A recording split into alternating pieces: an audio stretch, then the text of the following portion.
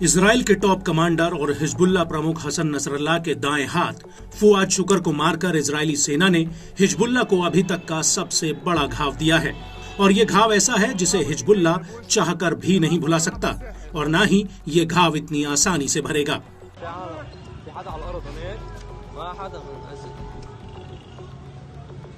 और यही वजह है कि हिजबुल्लाह लगातार इजराइल से इंतकाम की आग में जल रहा है और अपना इंतकाम लेने के लिए उसने इजराइल पर एक बार फिर से कई बड़े हमले किए हैं।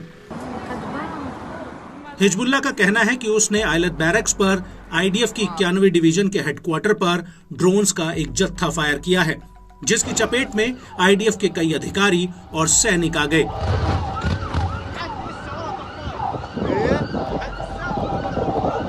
आपको बता दें कि हिजबुल्लाह का यह भी कहना है कि उसने दक्षिण में आयलत हाशहार के कफार गिलादी के करीब 12 सेटलमेंट्स पर हमले किए हैं, जिसकी वजह से यहां पर हवाई हमलों के सायरन बजने लगे।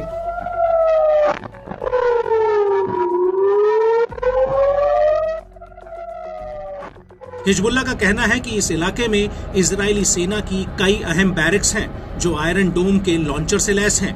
यहां तक कि बेथ हिल्लेल बैरक में शाहेल बटालियन का हेडक्वार्टर भी है। साथ ही किरियत शमोना बैरक्स में 769वीं ब्रिगेड का हेडक्वार्टर है।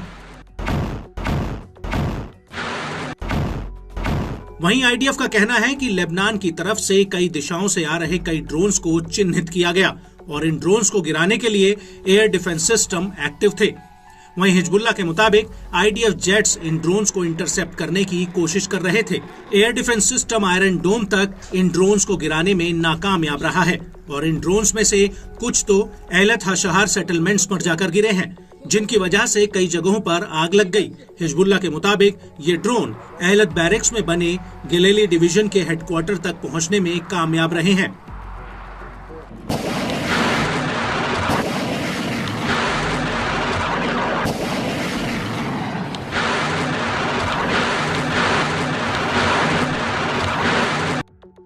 और इस हमले के बाद सुबह करीब 8 बजे आईडीएफ की अल मलिकिया साइट पर भी हिजबुल्लाह ने कई ड्रोन्स फायर किए।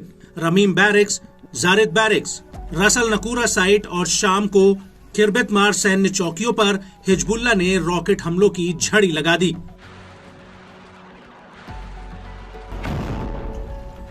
हिजबुल्लाह के मुताबिक कब्जे वाले शीबा फार्म्स के जिब्दीन बैरक्स पर उसके लड़ाकों ने गोला बारूद दागा है। और इस हमले के बाद हिजबुल्लाह ने शाम करीब 7 बजे माउंट नेरिया बेस को निशाना बनाया है। यहां पर हिजबुल्लाह ने ड्रोन्स का एक जत्था फायर कर दिया जो कई इलाकों में जाकर फटे हैं। हिजबुल्लाह के मुताबिक इन ड्रोन्स ने आईडीएफ के अधिकारियों और सैनिकों की पोजीशंस पर सीधा हमला किया, जिससे आईडीएफ को भारी नुकसान हुआ है।